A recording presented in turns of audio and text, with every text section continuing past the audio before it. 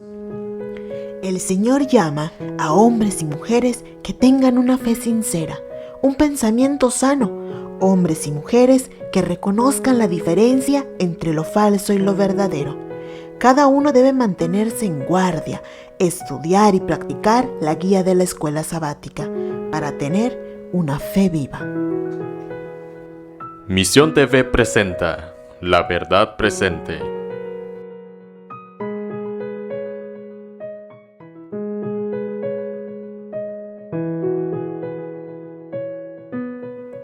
Muy buenas tardes, hermanos, amigos, amigas.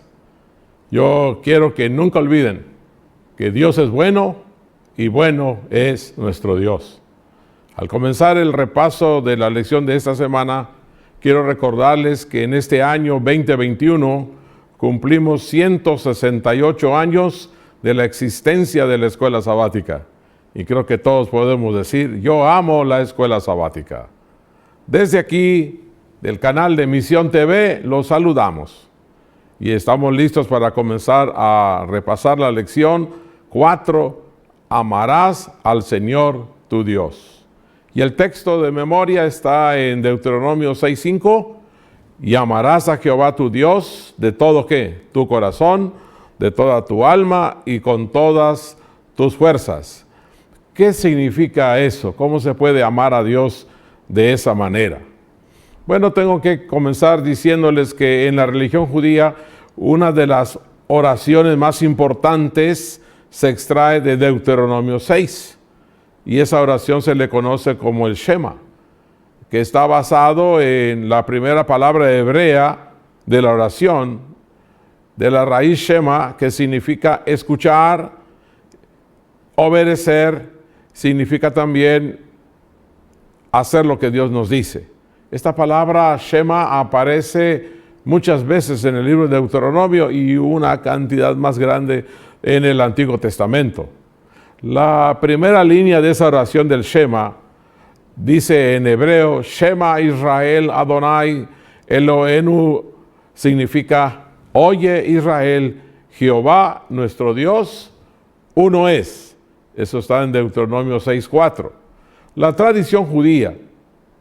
En la tradición judía esta escritura se repite como una oración constante y cuando ellos hacen esta oración la hacen con los ojos no solo cerrados sino tapados con la intención de que nada los distraiga al estar poniéndose en comunión con Dios. Esta primera línea del Shema se considera una afirmación de la naturaleza monoteísta de Adonai, o sea, Jehová nuestro Dios, un solo Dios, y presenta la lealtad de Israel que le debe solo a nuestro Dios. De hecho, también se podría leer como Jehová es nuestro Dios. Esta línea es parte del primer discurso que Moisés le dio a los israelitas en su segunda generación cuando iban a entrar a la tierra prometida. Sin embargo, lo que sigue a esta línea de apertura es una poderosa expresión de la verdad que sigue siendo tan esencial ahora como lo fue antes. En la parte del domingo, amar a Dios.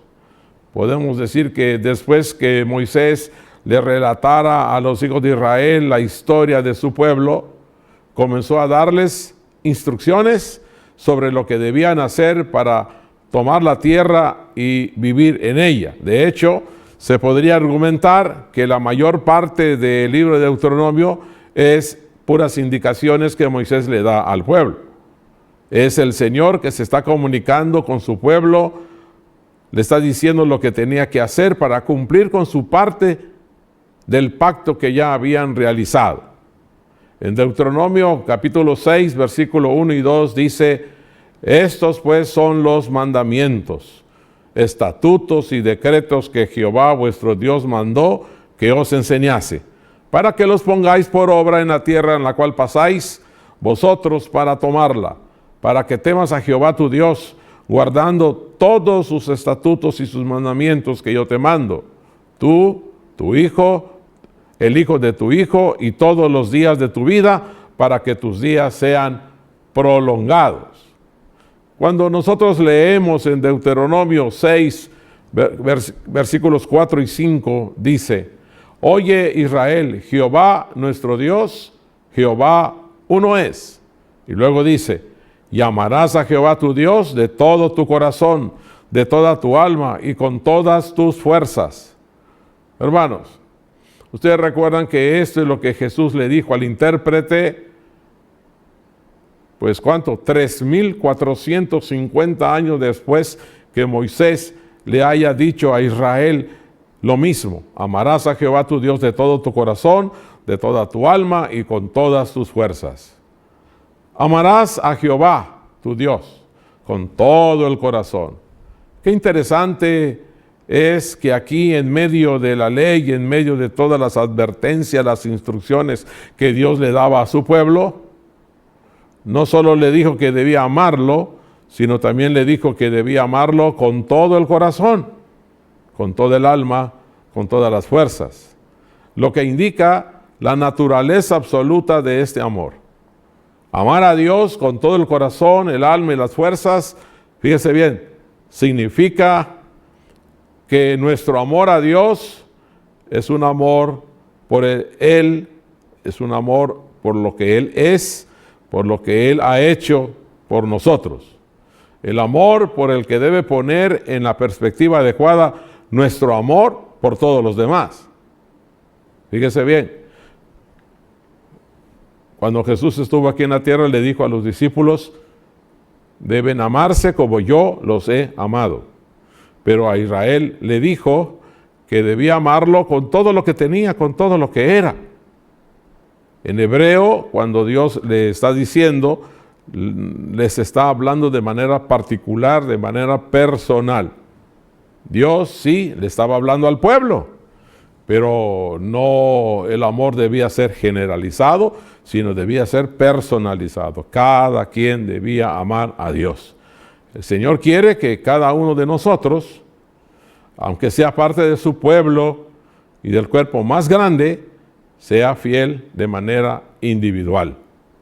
¿Qué significa, mi hermano, para usted amar a Dios con todo el corazón, con tu alma y con tus fuerzas? En la parte del lunes habla de temer a Dios, porque Moisés les dijo a los hijos de Israel que amaran a Dios con todo lo que tenían.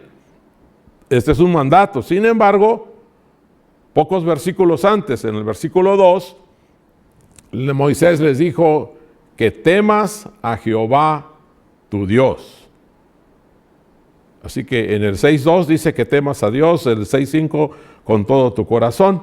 Pero en Deuteronomio capítulo 10, versículo 12, ya no solo le dice que debía amar a Dios, sino que ahora debía temer a Dios.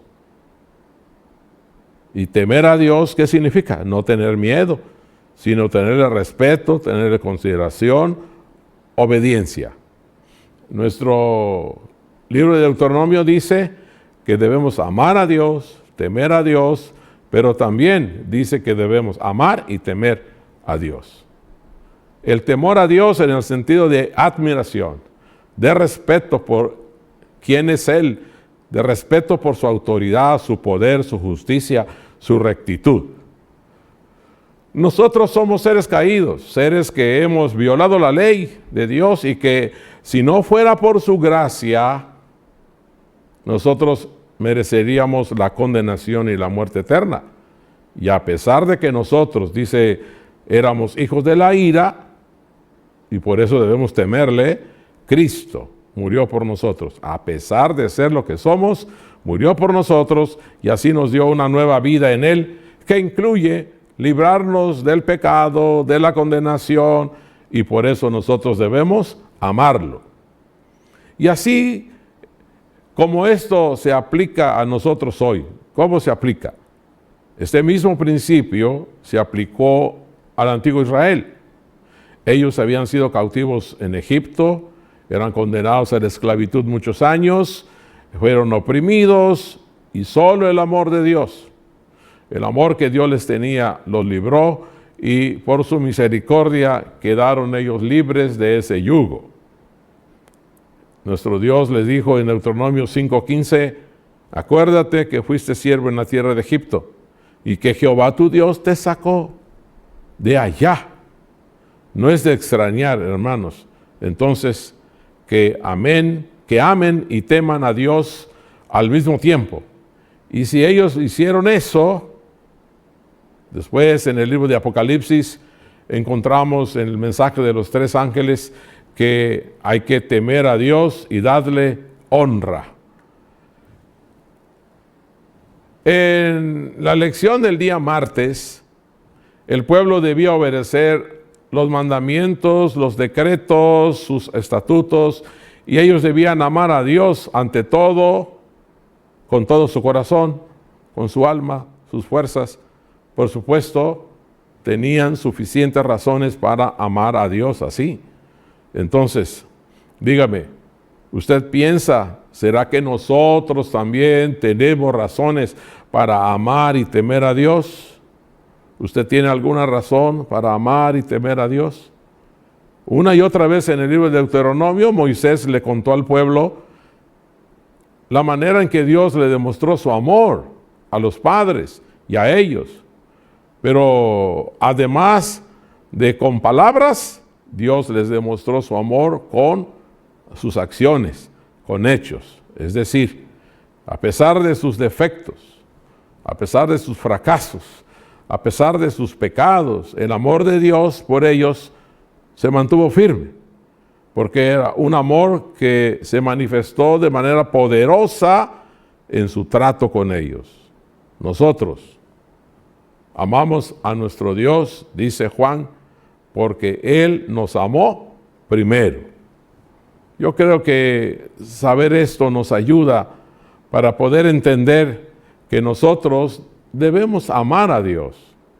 El amor de Dios por nosotros es anterior a nuestra existencia, en el sentido de que el plan de salvación estaba en marcha mucho antes de la fundación del mundo. Cuando Dios amó al pueblo, amó al hombre, amó a la humanidad, ni siquiera existía, ni el planeta, porque Dios amó a este mundo antes de su fundación. La profetisa Elena White dice, el plan de nuestra redención no fue una reflexión ulterior, un plan formulado después de la caída de Adán. Fue una revelación del misterio que por tiempos eternos fue guardado en silencio. Fue una manifestación de los principios que desde las edades eternas habían sido el fundamento del trono de Dios. Eso dice Elena White en El deseado de todas las gentes, página 13. Qué dichosos somos nosotros, porque Dios efectivamente es un Dios de amor, un amor tan grande que lo hizo patente, que lo mostró en la cruz del Calvario cuando Jesús dio su vida para salvarnos. En la parte del miércoles, que se titula Si me aman, guardarán mis mandamientos. Israel, hermanos, en la nación así en conjunto, fue llamada para amar a Dios, pero era algo que solo podía suceder de uno en uno. Israel debía amar a Dios, pero como un solo ser humano, al que se le dio libre albedrío. Cada israelita tenía que tomar la decisión si amaba a Dios, si obedecía a Dios. Porque puede ser que a veces el pueblo no amaba y obedecía a Dios, se alejaba de Dios, pero habían israelitas que no lo hacían. Así como Dios no solo dice que nos ama, sino que lo ha demostrado con sus acciones portentosas. De igual manera nosotros debemos demostrarle que le amamos, que le tememos con nuestras acciones y también con nuestra obediencia. Y en estos textos vemos que el amor de Dios está entrañablemente ligado a la obediencia a Él. Por eso el apóstol Juan escribió, pues este es el amor de Dios, que guardemos sus mandamientos. Y el mismo Juan escribió que Jesús dijo, si me amáis, guardad mis mandamientos. Estos versículos simplemente expresan esta enseñanza básica. El amor a Dios siempre se expresará mediante la obediencia a Dios. Siempre ha sido así y lo seguirá siendo.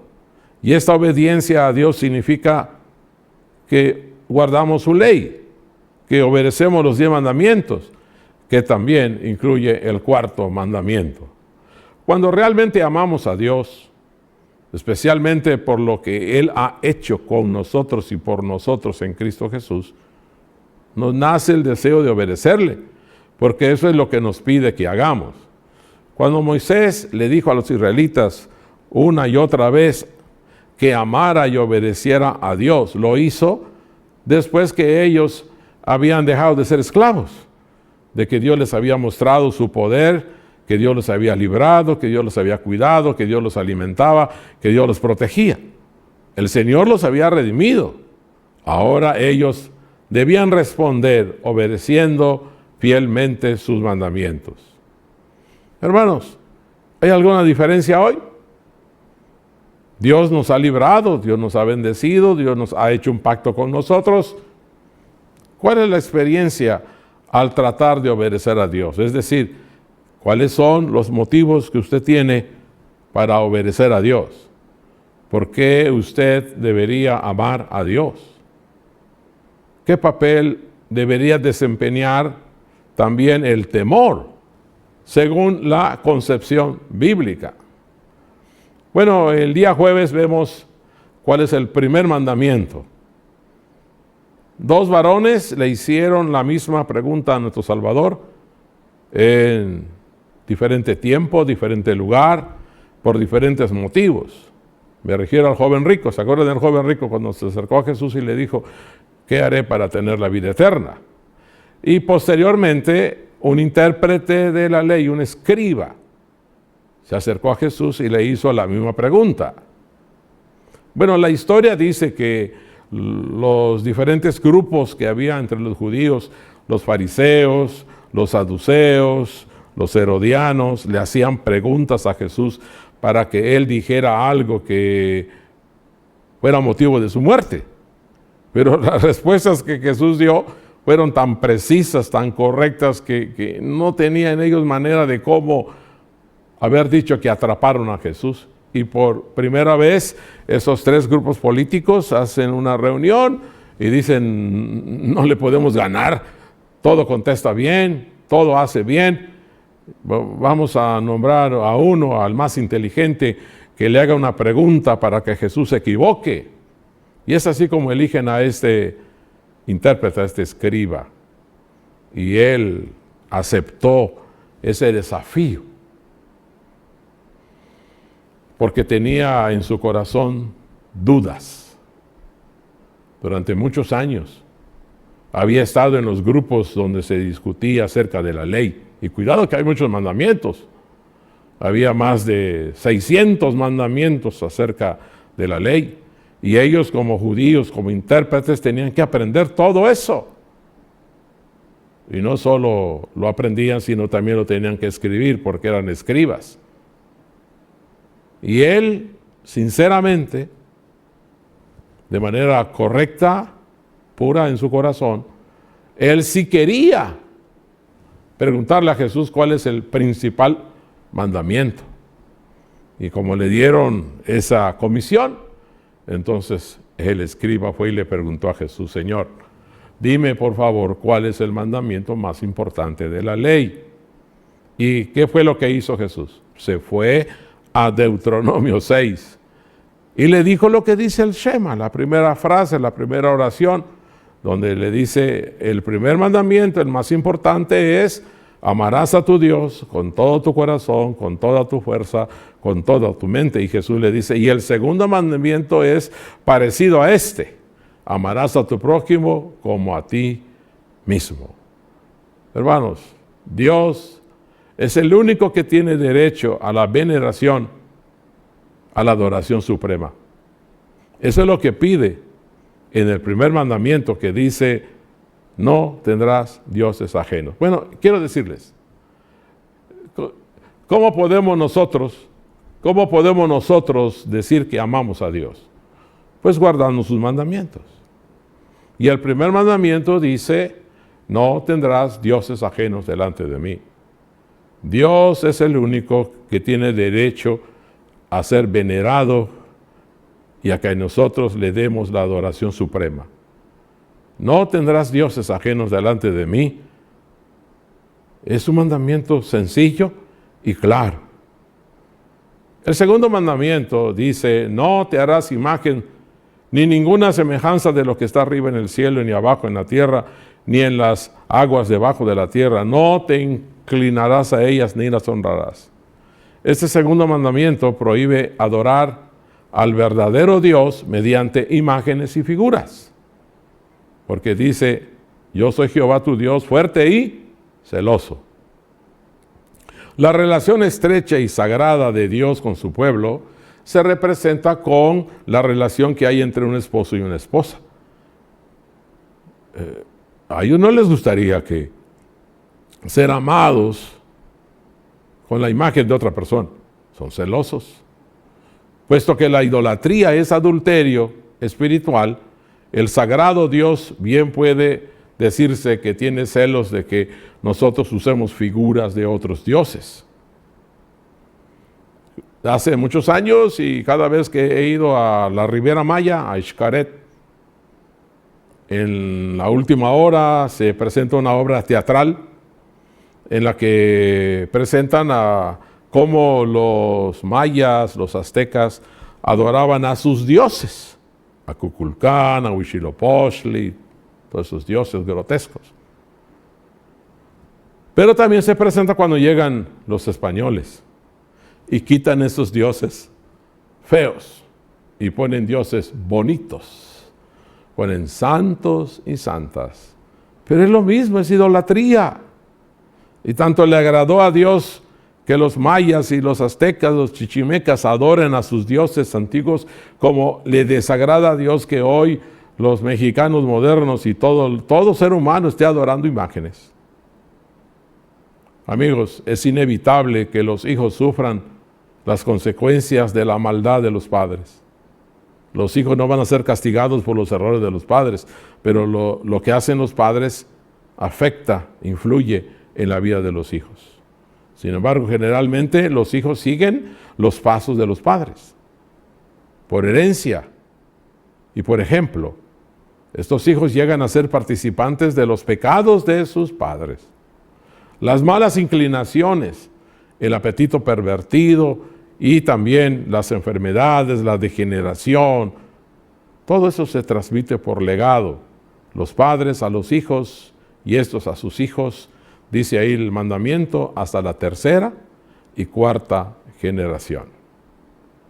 Saben que es muy interesante eso.